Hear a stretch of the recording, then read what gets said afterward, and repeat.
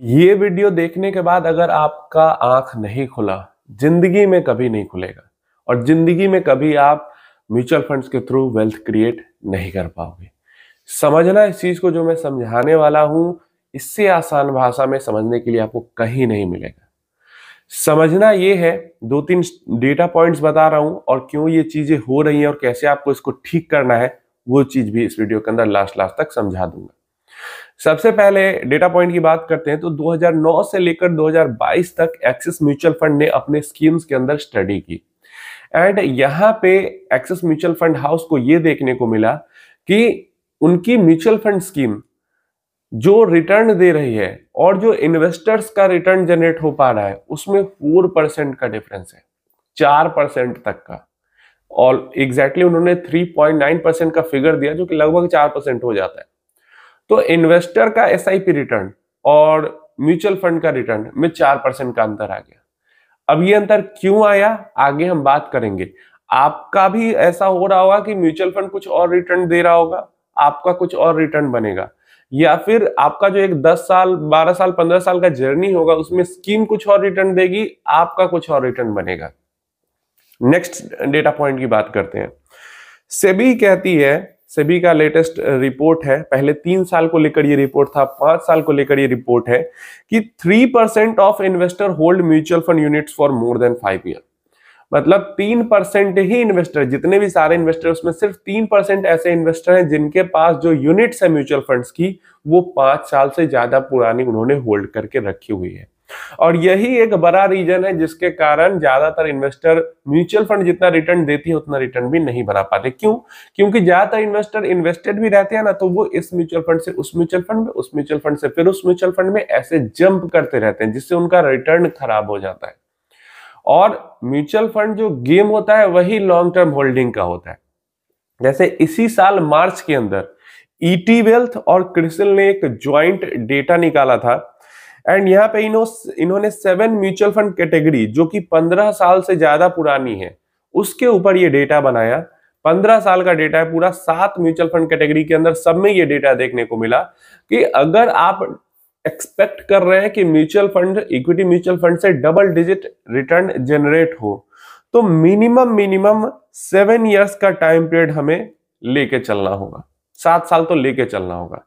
7 साल का एक ऐसा टाइम पीरियड है जहां पे एक अच्छा पॉजिटिव डबल डिजिट रिटर्न मिलता है और 80% अगर चांस चाहिए कि हमें डबल डिजिट में रिटर्न मिले तो मिनिमम 5 इयर्स का टाइम पीरियड लेके चलना होगा।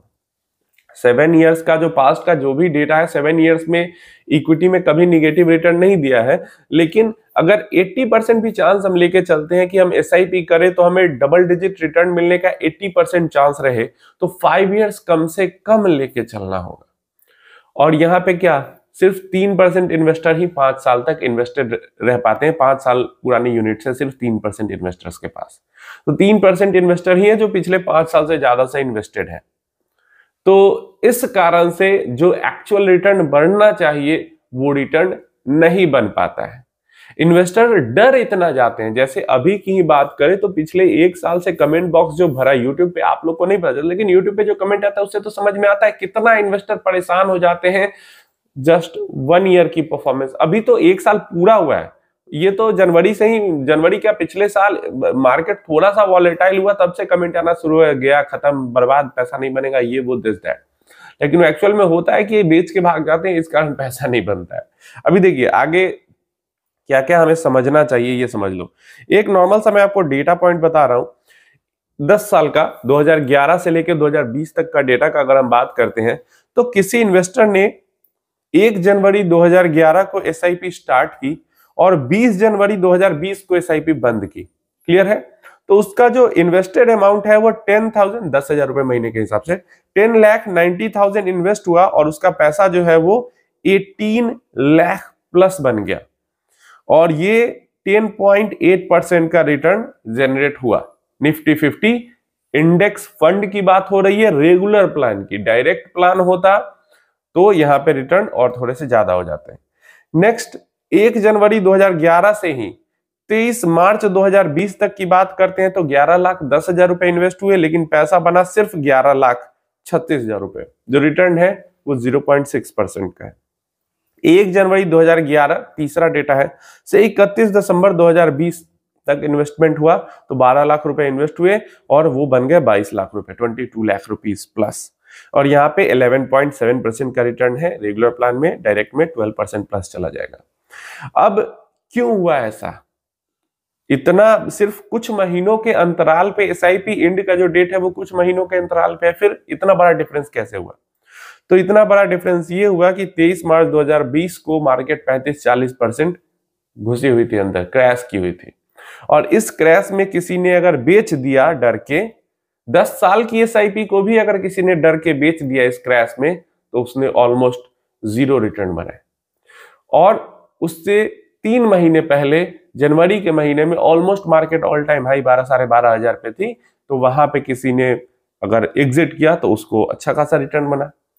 या फिर क्रैश के बाद किसी ने वेट किया तो 7-8 महीने में फिर मार्केट ऊपर आ गई, उसका भी अच्छा रिटर्न बना। तो क्या चीज यहाँ पे शो केस हो रही है कि इक्विटी म्यूचुअल फंड में पेशेंस सबसे बड़ा की है।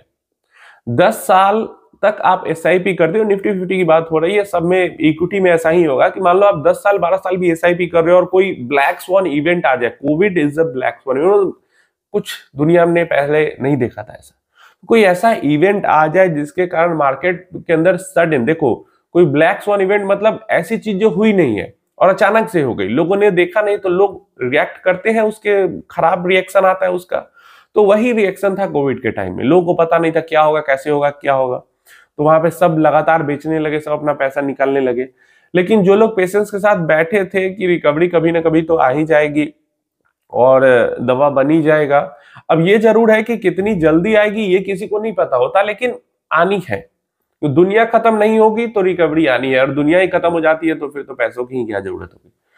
तो ये चीज है। तो अगर आप पेशेंस दिखाते हैं इक्विटी के अंदर में तो लॉस कभी नहीं होता है, और अगर आप पेशेंस नहीं दिखाते हैं तो आप 10, 12, 15 साल की एसआईपी पे भी आप लॉस कर लोगे अगर आप गलत टाइम पे एग्जिट कर लोगे। मान लो 15 साल से पीछे आपकी एसआईपी चल रही है और जो फाइनेंशियल क्राइसिस आया था या टेक बर्स्ट हुआ था, वैसा कुछ क्रैश आ जाए जहां पे 60, 70, 80% तक मार्केट क्रैश कर जाए, तो आपकी 15 साल पुरानी एसआईपी भी निगेटिव में दिखेगी आपको उस टाइम पे।